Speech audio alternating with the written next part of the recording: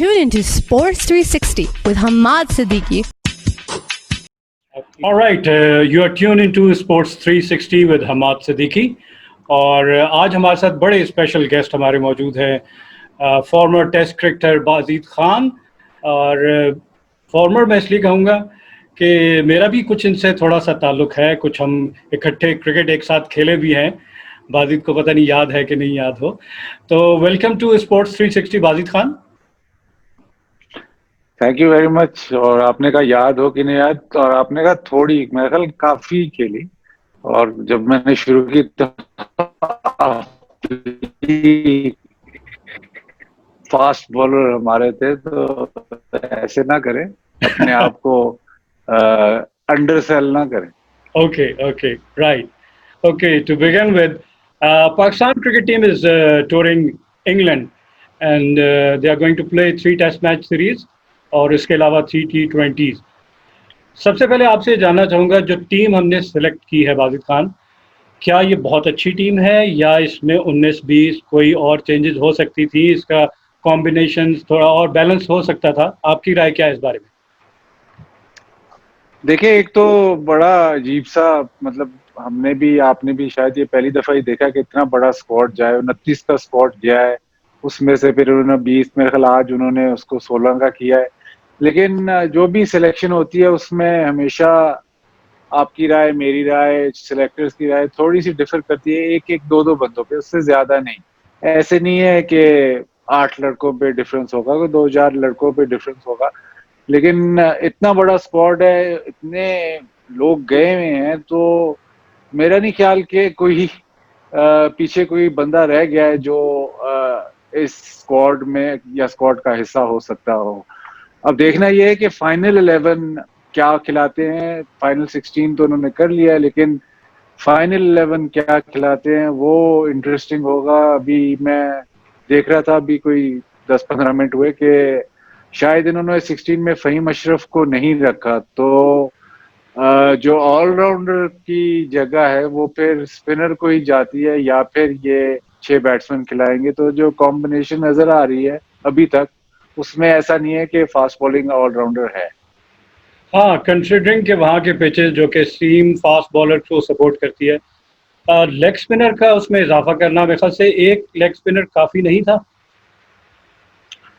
बिल्कुल, अभी तो खैर फाइनल 11 नहीं अनाउंस हुई, लेकिन जो रिपोर्ट्स आ रही हैं कि शायद कंसिडरेशन है 2 लेग स्पिनर खिलाने की। हमने प्रीवियस टूर्स में देखा है कि जहाँ पे पाकिस्तान मैच हारा है, पाकिस्तान की इंग्लैंड में परफॉर्मेंस पिछले 2 टूर्स पे अच्छी है, लेकिन जहाँ पे मैच हारा है वो ऐसे हारा है कि उन्होंने ऑपोजिशन इंग्लैंड को रन बहुत तेज करवाए हैं। अगर आप स्पिनर रखते हैं, और वो भी 2 लेग स्पिनर, पाकिस्तान को जरूरत यह है कि मैच को कंट्रोल रखे, कंट्रोल ऐसे रखे कि अगर विकेटें नहीं मिल रही, तो जैसे हमने इंग्लैंड का अटैक देखा है कि उनके फास्ट बॉलर्स रन्स खुले नहीं देते, तो अगर लेग स्पिनर तो रन्स देता ही देता है, और अगर आपने दोनों को इकट्ठे बॉलिंग कराई तो ऐसी सिचुएशन ना आ जाए कि बहुत तेज स्कोर हो जाए। मुझे तो काफी हैरानगी हुई जब ये डिस्कशन शुरू हो गई कि 2 स्पिनर, खास तौर पे मैनचेस्टर में, आप भी क्रिकेट बहुत देखते हैं, मैनचेस्टर में जो मैच हुआ है उसमें रॉस्टन चेस ने जो 5 आउट किए वो पहली इनिंग में किए। पहली इनिंग में स्पिन हो रहा था, मेरे ख्याल दोनों स्पिनर्स का स्पिन हो रहा था, लेकिन शायद बॉल सीम भी हो रहा था, शायद विकेट में थोड़ा सा मॉइस्चर था। हम बहुत दूर बैठे, हमें नहीं पता हालात, लेकिन लग ऐसे रहा था। हमने जब दूसरी इनिंग उस टेस्ट मैच की हुई तो ना इंग्लैंड के स्पिनर ने आउट किए, और इवन जब वो इंग्लैंड ने दूसरी इनिंग की तो स्पिन इतना ज्यादा नहीं हो रहा था। तो मेरा नहीं ख्याल कि मैनचेस्टर में स्पिनर्स का इतना बड़ा रोल होगा, और हिस्ट्री में भी पिछले 10-12 साल से तो फास्ट बॉलर ही आउट कर रहे हैं। वाजिद, आप क्या देखते हैं, पाकिस्तान बैटिंग को अपनी ज़्यादा डीप लेके जाना चाहता है या 5 बॉलर्स के साथ खेलना चाहेगा? क्या माइंडसेट नज़र आ रहा है? कोई इसमें एग्रेसिवनेस, कोई पॉजिटिविटी? देखिए, मसला ये है कि पाकिस्तान के, जैसे भी मैंने पहले भी बताया कि पाकिस्तान में काफी देर से ऑलराउंडर, जेन्युइन ऑलराउंडर जिसको आप कहते हैं टेस्ट मैच क्रिकेट में, वो नहीं है।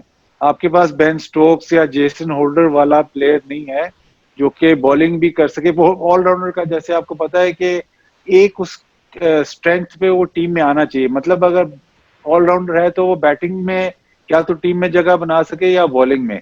अब ऐसा ऑलराउंडर नहीं खिला सकते कि जी चलो 10-15 रन कर देगा और 10-12 ओवर कर देगा। ऐसा ऑलराउंडर खिलाना मेरी नजर में बेमकसद है।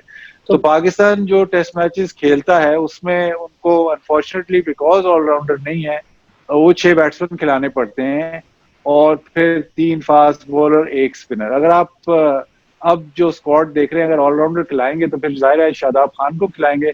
फिर ये है कि आप बैट्समैन एक कम कर रहे हैं, प्लस मुझे नहीं लगता कि बॉलिंग आपकी स्ट्रेंथन हो रही है क्योंकि उधर यूटिलिटी अगर स्पिन हो भी रहा है तो एक स्पिनर हमने यही देखा है आमतौर पे कि इंग्लैंड में एक स्पिनर ही काफी होता है। और इसका ये मतलब भी लिया जा सकता है कि क्या हमें फ़हीम अशरफ पे कॉन्फिडेंस नहीं है, और अगर कॉन्फिडेंस नहीं है तो उनको सिलेक्ट क्यों किया गया? क्या ये गलत सिलेक्शन है? देखिए ऑलराउंडर तो बहुत देर से पाकिस्तान ढूंढ रहा था। मिकी आखिर जब फहीम अशरफ को खिलाते थे तो उसको शादाब के साथ खिलाते थे, तो वो कोशिश करते थे कि 2 प्लेयर खेलें जो कि बैटिंग और बॉलिंग में थोड़ा थोड़ा कंट्रीब्यूट कर दें। 2 प्लेयरों से एक ऑलराउंडर वो बनाते थे। अब फहीम अशरफ के बारे में तब कहा जा रहा था कि शायद इसकी बैटिंग डेवलप होगी, शायद ये बेहतर हो जाए। अब फिर उसके बाद वो टीम से निकल गया तो हमें इतना अंदाजा नहीं है कि उसकी बैटिंग या इवन बॉलिंग कहाँ तक प्रोग्रेस की है। अभी उसको 16 में नहीं रखा तो शायद अभी कॉन्फिडेंस नहीं है टीम मैनेजमेंट को कि वो रोल अदा कर सकता है।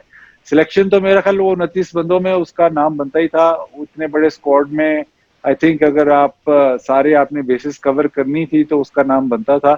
बट बज़ाहिर ये लग रहा है कि एज ऑलराउंडर अभी तक जो ये प्रेजेंट टीम मैनेजमेंट है वो फुली कॉन्फिडेंट नहीं है। दूसरी हमाद भाई जो बात है कि अगर आप यासिर शाह को खिला रहे हैं तो फिर वो आपका प्रीमियर स्पिनर है। मिसबा ने अभी बयान भी दिया कि बहुत अच्छी बॉलिंग कर रहे हैं और आपने जितनी उसकी बॉलिंग देखी है यूएई में, या जब वो अच्छी बॉलिंग करता है, अच्छी बॉलिंग तब करता है जब वो 20-25 ओवर लंबा स्पेल एक लंबे अरसे के लिए बॉलिंग करता है टेस्ट में, तब अच्छी बॉलिंग करते हैं। अगर आपके पास 2 लेग स्पिनर होंगे तो यासिर शाह कितनी लंबी बॉलिंग करेगा?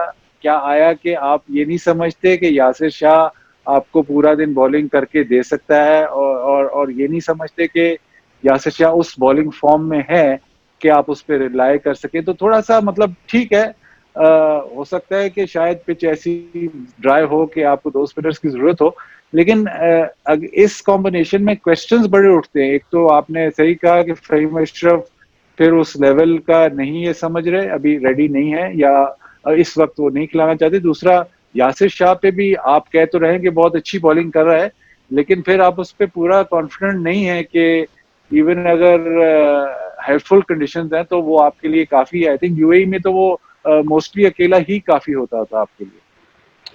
बैटिंग की बात करेंगे बाज़ी खान के, हम इस टीम में 3 ओपनर्स को लेकर गए हुए, इमामुल हक, आबिद अली, शान मसूद। फर्स्ट चॉइस क्या होनी चाहिए? आई थिंक फर्स्ट चॉइस तो आप शान मसूद और Abid Ali.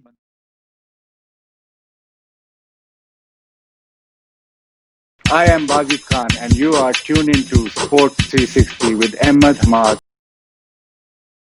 Kohli, Steve Smith, New Zealand के कैप्टन जो हैं, मतलब टॉप बैट्समैनों से, तो माशाल्लाह परफॉर्म तो बहुत अच्छा कर रहे हैं। तो क्या आप समझते हैं कि वो अपने ऊपर प्रेशर लेंगे या अपनी नॉर्मल इनिंग जिस तरह वो खेलते हैं उसी तरह जाएंगे? कोई प्रेशर होगा उनके ऊपर, अनड्यू प्रेशर कोई ऐसा? देखिए पिछले अगर आप मैं तो कहूंगा कि पिछले 1 साल से उसने टेस्ट मैच क्रिकेट में जो इम्प्रूवमेंट की है और जिस तरह वो बैटिंग कर रहा है, बज़ाहिर तो नहीं लग रहा कि कोई चेंज आई है। देखना ये होगा। आई थिंक टेस्ट मैचेस में फिर भी उस पर इतना ज्यादा एज इन उसकी अपनी परफॉर्मेंस का उसको प्रेशर होगा, बाकी इतना ज्यादा प्रेशर नहीं होगा। मुझे जो आगे नजर आता है कि देखना ये होगा कि जब वो आप वनडे और T20 के कैप्टन हैं तो जब उस टीम की परफॉर्मेंस थोड़ी सी मतलब इतनी अच्छी नहीं होगी और थोड़ा सा क्वेश्चन होने लग जाएगा। अभी तो खैर बहुत अर्ली है, वो एक मुझे आगे जाके ये सिनेरियो शायद एक उसके लिए टेस्ट होगा कि अगर उसकी कप्तानी में टीम परफॉर्म ना कर रही हो तो तब वो कैसा हैंडल करता है। आई थिंक मैं तो काफी कॉन्फिडेंट हूँ कि मतलब जरूरी नहीं है कि वो बहुत रन्स करे, लेकिन जिस किस्म का वो अब प्लेयर है उसके पास बहुत अच्छा चांस है। मतलब उसकी बैटिंग देख के तो ये लगता है कि उसको उधर रन्स करने ही चाहिए। अच्छा, एक अभी अंडर 19 वर्ल्ड कप हुआ और हम उसकी फाइंड कह लेंगे हैदर अली को, वो इस टूर में पाकिस्तान टीम का हिस्सा भी हैं। उनको आप कैसा देखते हैं? नज़र तो आ रहा है कि क्लास प्लेयर हैं, शॉट्स हैं तमाम उनकी, लेकिन T20 फॉर्मेट में नहीं पता चल सकता बैट्समैन को, क्योंकि वो रन्स के लिए जा रहे होते हैं, शॉट खेल रहे होते हैं। तो क्या उनको टेस्ट मैच के लिए भी कंसिडर किया जा सकता है? विकेट थ्रो तो नहीं करेंगे, इनिंग बिल्ड करना आती है टेस्ट मैच को कंसिडर करते हुए? देखिए, आई थिंक अभी तो उसके लिए बहुत अर्ली है। अभी उसको इंटरनेशनल मतलब टेस्ट मैचेस खिलाना मेरे ख्याल उसके उसके साथ थोड़ी सी ज्यादती होगी। अभी आपने बाबर आजम की बात की, तो जब बाबर आजम को टेस्ट टीम में लेके आए तो उसके सिर्फ दो फर्स्ट क्लास सेंचुरीज थी। तो इसीलिए क्योंकि बैट्समैन को स्पेशली अपनी बैटिंग समझनी पड़ती है। बैटिंग ऐसे समझता है कि लंबी क्रिकेट में जब वो लंबे रन्स करता है तो उसको समझ आती है अपनी स्ट्रेंथ वीकनेसेस, मैंने इनिंग्स कैसे क्राफ्ट करनी है और किस तरह एक लंबा स्कोर करना है और किस किस्म की मैं बैटिंग कर सकता हूँ। हैदर अली बिल्कुल आपने कहा टैलेंट हमें नजर आ रहा है। पीएसएल में शायद वही एक यंग प्लेयर था जो आपको नजर आया कि ये लड़का मतलब काफी टैलेंटेड है, लेकिन अभी वो बहुत ही यंग है। ये इसके लिए ये फायदा जरूर हुआ है कि जहाँ पे ये कोविड से बहुत लोगों को ज़ाहिर है सारी दुनिया को नुकसान हुआ है, लेकिन इसमें थोड़े थोड़े जो अच्छी चीजें हैं, अच्छी चीज ये हुई है कि वो अगर कोविड ना होता तो शायद वो इतना लंबे टूर पे जाता ही ना, वो इस स्क्वाड का हिस्सा ना होता। अगर जाता तो बिल्कुल एंड में जाता, वो 2-4 दिनों या 10 दिनों के लिए। अभी उसको 1 महीना उस एनवायरनमेंट में और उन प्लेयर्स के साथ रहा है, और इवन दो टेस्ट सीरीज का हिस्सा नहीं है, लेकिन वो 2-3 महीने मतलब 29 प्लेयर्स प्लस जो इतनी बड़ी आपकी मैनेजमेंट गई हुई है उनके साथ रहेगा, तो उसकी उसकी गेम या उसकी डेवलपमेंट में शायद बड़ा फायदा हो जाए। तो अगेन यस, बड़ा टैलेंटेड है, लेकिन अभी थोड़ा सा उसके लिए अर्ली है। मेरा ख्याल है अभी भी उसको 2-3 और सीजन्स चाहिए। उसके बाद जाके आप उसको 4 डे क्रिकेट में कंसिडर करेंगे। अभी ठीक है, आपको उसको व्हाइट बॉल क्रिकेट तक ही रखें। बस पास में हमने देखा कि पाकिस्तान का जो फास्ट बॉलिंग अटैक है, renowned of reverse swing, bowling yorkers और विद पेस, जिस तरह वसीम अकरम, वकार यूनुस, अब्दुल रज़ाक, अजहर महमूद, शोएब अख्तर, मोहम्मद जाहिद, तो ये वो फास्ट बॉलर्स हैं जो मतलब आराम से यॉर्कर लाइन पे बॉल करके आउट कर लेते थे। हम इकट्ठे भी खेले, कुछ यॉर्कर्स मैंने भी आपको किए होंगे नेट में। मैच तो अगेंस्ट नहीं खेले, लेकिन एनीवेज। तो क्या इस बॉलिंग अटैक में नसीम शाह, शाहीन शाह, वहाब रियाज भी इसका हिस्सा हैं? तो वहाब रियाज तो कर लेते हैं यॉर्कर्स अच्छे, तो ये दोनों बॉलर्स ने कोई, वकार यूनुस क्योंकि बॉलिंग कोच हैं तो इनकी उस स्किल पे जिसमें वो खुद मास्टर थे, कोई काम किया होगा? हाँ, जरूर काम तो किया होगा। इन दोनों की मेरे ख्याल नसीम शाह और शाहीन शाह की, वैसे अगर लेंथ की बात की जाए तो इंग्लैंड के लिए अच्छी है क्योंकि ये काफी आगे बॉल करते हैं। शाहीन शाह ने तो पिछले साल तीनों फॉर्मेट में बड़ी अच्छी बॉलिंग की है। यॉर्कर्स की आप स्पेसिफिक बात करें, आई थिंक ओवरऑल दुनिया में यॉर्कर शायद कम हो गया है। एक वजह जो काफी लोगों से मेरी ये बात हुई है और जो बड़े मतलब नामवर एक्सपर्ट्स हैं वो ये कह रहे हैं कि क्योंकि अब बैट्समैन के पास शॉटें ज्यादा आ गई हैं और वो काउंटर करता है यॉर्कर। पिछले जमाने में तो यॉर्कर का मतलब परफेक्ट यॉर्कर तो अभी भी बहुत जबरदस्त बॉल है, लेकिन पिछले जमाने में तो कोई काउंटर या रैप शॉट या उल्टी स्वीप या ये शॉटें तब नहीं थी। तो बॉलर्स अब थोड़ा सा घबराते इसलिए भी हैं कि अब जो पावर हिटिंग है कि अगर आपका यॉर्कर मतलब 6 इंच से भी मिस होता है तो वो हर अब प्लेयर्स के पास इतना पावर है कि वो उसको बाउंड्री से बाहर फेंक देते हैं। और T20 ने ये डेवलपमेंट जरूर की है। तो हाँ बिल्कुल सही है, जब रिवर्स हो रहा होता है तो तब यॉर्कर ज़ाहिर है वो और भी ज्यादा इफेक्टिव, आपको तो पता ही है, आपने तो टेप बॉल भी टेप फाड़ फाड़ के यॉर्कर किए हैं। तो उसमें हमने ये इन सीरीज में तो हमें बज़ाहिर ये लग रहा है कि शायद रिवर्स स्विंग ना हो, शायद साउथहैम्पटन में मतलब जो दूसरा टेस्ट है शायद वहां पे कोई चांस है, लेकिन ऐसा नहीं लगा कि बॉल काफी रिवर्स हुआ है। तो देखना होगा। आई थिंक शाहिन शाह ने थोड़ा सा काम किया हुआ है यॉर्कर पे, पीएसएल में वो नए बॉल से भी कोशिश उनकी यही होती थी कि आगे फेंके। आई थिंक नसीम शाह का जिस तरह का एक्शन है आपको शायद बेहतर पता हो, लेकिन जिस तरह का एक्शन है वो तो आइडियली उसके लिए यॉर्कर बड़ी मुफीद बॉल हो सकती है। वाजिद, आप पूरी दुनिया में कमेंट्री करते हैं, तो कोई और जो इंटरनेशनल प्लेयर्स, एक्स प्लेयर्स जो कमेंट्री का हिस्सा होते हैं, वो पाकिस्तान की इस टीम के बारे में क्या राय रखते हैं, बाबर आजम के बारे में और rest of the batting plus जो पाकिस्तान का बॉलिंग अटैक है। फाइन, हमारी एक न्यू सेंसेशन है नसीम शाह, मोहम्मद हसनैन अभी आए नहीं है टीम में, वो भी हैं, उसके अलावा फिर शाहीन शाह अफरीदी। क्या कहते हैं इंटरनेशनल प्लेयर्स? देखिए अब बाबर आजम पे तो ऑलमोस्ट सारों का व्यू यही है कि ये मतलब अभी नहीं तो एक आधे साल में ये वो टॉप 3 या वर्ल्ड क्लास बैट्समैन में जरूर कंसिडर होगा, क्योंकि अब वो क्योंकि तीसरा फॉर्मेट भी उसने अब मास्टर कर लिया है। आई थिंक इंग्लैंड इसका फाइनल ये टेस्ट होगा। बाकी दुनिया में अब ऑस्ट्रेलिया में जिसने 100 किया उससे ऐसे लगा कि वाकई अब ये टेस्ट मैच क्रिकेट में बिलोंग करता है। जो मैंने बाकी शाहीन शाह अफरीदी की लोग बहुत बहुत तारीफ करते हैं, बहुत उनको नजर आता है कि ये बॉलर है जो कि फ्यूचर है पाकिस्तान का। नसीम शाह का रिव्यू ये है कि लोग एक्साइटेड हैं, लोगों ने देखा उसको करते हुए, लेकिन अभी थोड़ा सा काफी मतलब जो मेरी वैसे गुफ्तगू हुई है लोगों उनको ये जरूर एक खदशा है कि शायद थोड़ा सा इसका एक्शन अभी मॉडिफाई करना पड़ेगा, क्योंकि शायद इसको इंजरी के चांसेस काफी हैं। तो बाकी तो टैलेंट तो है, वो तो सबको नजर आ रहा है, लेकिन जिस तरह से बाबर आजम पे सारी दुनिया में वो एक प्लेयर है जिसकी कोई डिवाइडेड ओपिनियन नहीं है। सारी दुनिया ये कह रही है कि बाबर आजम जो है वो वेरी सून जो है वो आपके जो बिग 3 बैट्समैन है इन द वर्ल्ड उसमें काउंट होएगा। और किसी ने मुझे अभी तक ये नहीं कहा या डाउट नहीं किया कि नहीं शायद ये ना कर सके। All right, Wazid, test series, let's say Pakistan win the first test match, which will be the icing on the cake. तो क्या रेस्ट ऑफ द मैचेस में क्या एडवांटेज तो ऑब्वियसली हो गई हो, इंग्लैंड क्या समझते हैं कि बिल्कुल हार जाएगी, दिल हार बैठेगी, या आप समझते हैं कि काउंटर अटैक आएगा उनकी तरफ से, या इंग्लैंड अगर पहला मैच जीत जाती है तो हम उसको किस तरह रिस्पॉन्स करेंगे?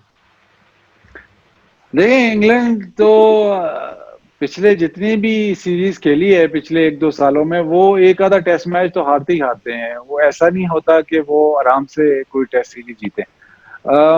उनको अब हमने वेस्ट इंडीज के खिलाफ भी देख लिया, पहला टेस्ट मैच वो हारे और फिर वो वापस आ गए और सीरीज जीत के। आई थिंक इंग्लैंड क्योंकि होम सीरीज है और क्योंकि वो उन कंडीशंस में है तो इंग्लैंड की टीम, जाहिर है हर टीम अपनी होम कंडीशंस में अच्छी होती है, लेकिन इंग्लैंड की टीम वहां पे काफी तकड़ी है। और एक एडवांटेज उनको ये हो गया कि वो 3 टेस्ट मैच खेल चुके हैं, इंटरनेशनल क्रिकेट वो खेल चुके हैं। पाकिस्तान अभी इंटरनेशनल क्रिकेट नहीं खेला। अगर पाकिस्तान देखिए पाकिस्तान भी अगर पहला टेस्ट मैच चले पाकिस्तान हार जाता है तो पाकिस्तान को इंग्लैंड की कंडीशंस इस तरह से सूट करती हैं कि कई दफा ऐसे होता है कि एकदम से बादल आ जाता है और बॉल स्विंग होने लग जाता है और अगली टीम के लिए बैटिंग मुश्किल हो जाती है। ऑस्ट्रेलिया या इवन न्यूजीलैंड में समटाइम्स ऐसे होता है कि अगर आप गेम में पीछे रह गए तो इस तरह का एडवांटेज आपको नहीं मिलता। ये नहीं होता है कि एकदम बॉल स्विंग होने लग गया है या एकदम मौसम ऐसा हो गया है जहाँ पे आपके बॉलर्स को एडवांटेज है कि वो गेम में वापस आ सकें। इंग्लैंड में ये अल्लाह का करना है कि ये एडवांटेज रहता ही रहता है। हमने इवन बिफोर दिस सीरीज बात हो रही थी कि सलाइवा नहीं लगेगा तो बॉल स्विंग कैसे होगा। हमने तो देखा कि वो चारों दिन या हर टेस्ट मैच में बॉल स्विंग होता रहा है, क्योंकि ओवरहेड कंडीशंस पे बहुत डिपेंडेंट है इंग्लैंड में जो बॉल का बिहेवियर। तो ये एडवांटेज जरूर रहेगा। ये मतलब कि अगर पाकिस्तान पहला टेस्ट मैच हार गया तो अगले दो में वो compete नहीं कर सकेगा, ऐसा नहीं होगा। क्योंकि एक तो जाहिर है पाकिस्तान कोशिश करेगा compete करने का, लेकिन अगर फेवरेबल कंडीशंस मिल जाती हैं, ऐसा भी हो सकता है कि बादल आया हुआ है, मौसम उस तरह का है, आप टॉस जीत जाते हैं और बॉल स्विंग होता है और आप इंग्लैंड को पकड़ सकते हैं, तो सीरीज क्लोज ही रहेगी। चाहे इंग्लैंड पहला टेस्ट मैच जीते या पाकिस्तान, मेरे ख्याल जैसे हमने देखा है पिछली दो सीरीज, आई थिंक ये सीरीज भी क्लोज ही रहेगी। फास्ट बॉलिंग में बाजिद हमारे पास दो लेजेंड 2Ws की मैं बार बार इसलिए बात कर रहा हूँ कि इंग्लैंड में बेतहाशा परफॉर्मेंस, ज़बरदस्त परफॉर्मेंस, ऐसी पोजीशन से दोबारा मैच में वापस ले आते थे एक स्पेल में कि हम मैच विनिंग पोजीशन में आ जाते थे। क्या वसीम अकरम और वकार यूनुस का पाकिस्तानी टीम को फ़ायदा हो रहा है? वो इसलिए मेरा सवाल ये है कि जब 2016 में मोहम्मद आमिर वापस आए अपने बैन के बाद, तो हमने एशिया कप में देखा कि ज़बरदस्त उन्होंने बॉलिंग की और इंडिया को सिंगल हैंडली उन्होंने 4 ओवर्स में ही आउट कर दिया था, उनकी क्रीम बैटिंग को। लेकिन उसके बाद ये देखा गया कि आमिर की स्विंग कम हो गई, आमिर की पेस भी कम हो गई। इस वक्त हमारे पास मौजूद है शाहीन शाह अफरीदी, जो कि left arm fast bowler, height भी वसीम अकरम की तरह और माशाल्लाह पेस भी बड़ी अच्छी है। और वसीम अकरम इस वक्त मैंने सुना है कि इंग्लैंड में ही हैं, तो क्या उनका टीम फ़ायदा उठा रही है शाहीन शाह अफरीदी को उनके साथ थोड़ा वक्त सर्व कर रहे हैं कि उनसे कुछ अपनी टिप्स लें, अपनी फाइन ट्यूनिंग कर सकें? हाँ, ये मतलब टिप्स तो हर इवन अगर वो वैसे भी कमेंट्री कर रहे हो या वैसे भी ग्राउंड में हो, तो टिप्स तो वो देते ही हैं। आपका सवाल ये है कि वसीम वकार का फायदा पाकिस्तान की बॉलिंग को, आई थिंक वो जो हमें वसीम वकार का मोस्टली, मतलब बॉलर तो बहुत बड़े थे लेकिन मोस्टली जो याद है वो रिवर्स स्विंग। अब इस जमाने में उस तरह का रिवर्स स्विंग नहीं होता, मतलब बहुत ही रेयर इंस्टेंस होता है जब इतना ज्यादा रिवर्स स्विंग हो। तब तो मतलब आखिरी 10 ओवर में 30-40 रन भी बड़े मुश्किल हो जाते थे बिकॉज ऑफ रिवर्स स्विंग। तो वो एलिमेंट थोड़ा सा कम हो गया है। तो एक्सपर्टीज तो, अगर मेन एक्सपर्टीज तो वसीम वकार की शायद रिवर्स स्विंग ही थी, लेकिन अगर वो एलिमेंट हो ही नहीं रहा मतलब दुनिया की क्रिकेट में इतना, तो वो थोड़ा सा एक कमी आ जाती है। आई थिंक वसीम अकरम जिस क्वालिटी के बॉलर थे, मैं उनको बहुत हाईली रेट कर, जिस क्वालिटी के बॉलर थे उनके लिए ये मैंने विव रिचर्ड्स में भी देखा या वसीम अकरम में भी थोड़ा सा शायद, मतलब ये मेरी अपनी ऑब्जर्वेशन है। विव रिचर्ड्स में तो ये है कि क्योंकि उनको इतना आसान लगता था सब कुछ, तो वो आम बंदे को, आपके या मेरे जैसे को, वो एक्सप्लेन नहीं कर सकते थे, क्योंकि वो समझते थे कि ये बिल्कुल एक आसान चीज है, इसको ऐसे करो तो ये हो जाएगी। तो जो आम प्लेयर है वो जब ऐसे करता था तो उसके शायद सर पे बॉल लग जाती थी। तो ये आपको अगेन कोचिंग और बड़ा प्लेयर होना थोड़ा डिफरेंट है। जरूरी नहीं है कि बहुत बड़ा प्लेयर बहुत बड़ा कोच हो। ज्यादातर तो मैंने मतलब 90% तो यही देखा है कि जो ग्रेट्स या ग्रेट प्लेयर्स होते हैं वो इतने अच्छे कोच नहीं होते, क्योंकि उनका हमेशा से लेवल बाकी प्लेयरों से ऊंचा रहा है। और जिस तरह वो गेम को देखते थे और जिस तरह वो खेलते थे, वो आम बंदे के लिए पहले तो उस लेवल तक पहुंचना मुश्किल है, प्लस जिस तरह वो खेल रहा है वो रेप्लिकेट करना या वो करना एक आम प्लेयर के लिए बड़ा मुश्किल होता है। कोच वही अच्छा होता है जो हर किसी के लेवल पे आके कोचिंग करे और हर किसी को इंडिविजुअली वो कर सके। हमने काफी देखे फास्ट बॉलर्स आए हैं इस जमाने में। ऐसा नहीं हुआ कि उन्होंने वसीम अकरम से बात ना की हो, ऐसा नहीं हुआ कि उन्होंने वकार यूनुस से नहीं बात की हो, लेकिन वो रेप्लिकेट करना एक बड़ा मुश्किल काम है। और वो कोचिंग और क्रिकेट खेलना और क्रिकेट कोचिंग दो बिल्कुल मेरे हिसाब से लोग नहीं मानते। लोग कहते हैं कि अगर आपने बहुत सारे मैच खेले में तो आप बहुत अच्छे कोच बन सकते हैं, लेकिन बन भी सकते हैं, लेकिन जरूरी नहीं है, इसको हार्ड एंड फास्ट रूल नहीं है कि अगर आप ज्यादा मैच खेलेंगे तो आप ज्यादा अच्छे कोच होंगे। Okay, Basit, we all want Pakistan to win the series 3-0.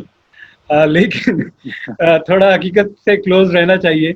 Even 1-0 और 2-1 भी एक्सेप्टेबल है। आपकी क्या प्रेडिक्शन है इस हवाले से? क्या आप देखते हैं आउटकम ऑफ द सीरीज?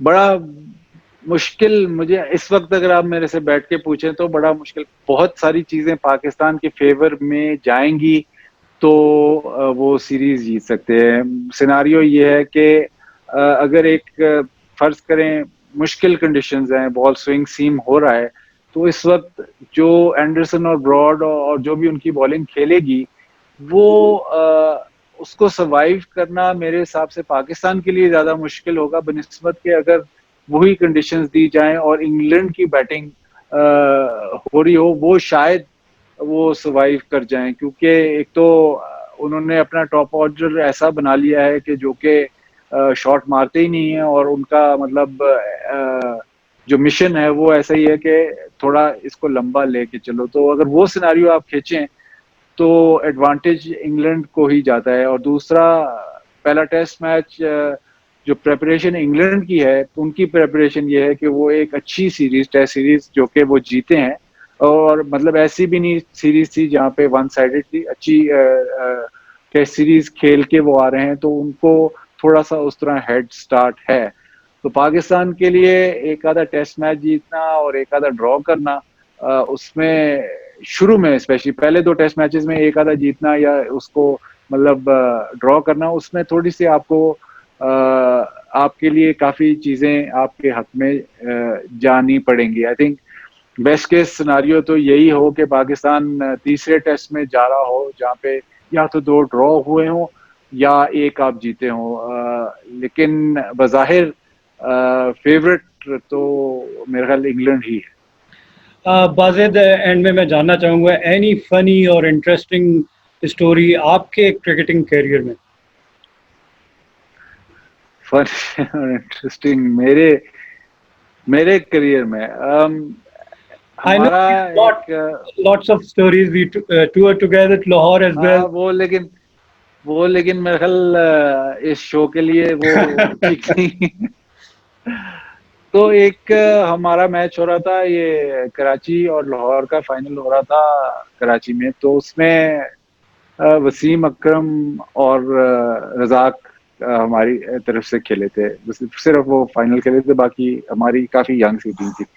तो मैं वसीम अकरम की बहुत नकलें उतारता होता था, जब वो ऐसे जब स्लिप लगाते थे तो मैं शोर करता था कैच इट या, इस तरह की आवाज लगाता होता था।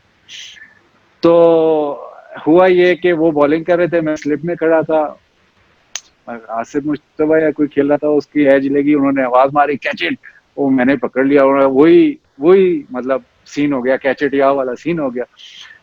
तो विकेट गिर गई, फाइनल लेग पे एक लड़का होता था नान नहीं, वो मेरे पास आया, तो मैंने उसको कहा यार एडी वही हो गया। कहता क्या? मैंने कहा वही हो गया कैच इट या। तो वो जब मैंने ऐसे कहा तो वसीम अकरम मेरे इधर खड़ा हुआ, वो की कह रहे हैं। Right. Thank you very much, Basit Khan, for being on the show on Sports 360. We would like to have you again during the series with your expert opinion. और बहुत शुक्रिया आपका। Thank you. Tune into Sports 360 with Hamad Siddiqui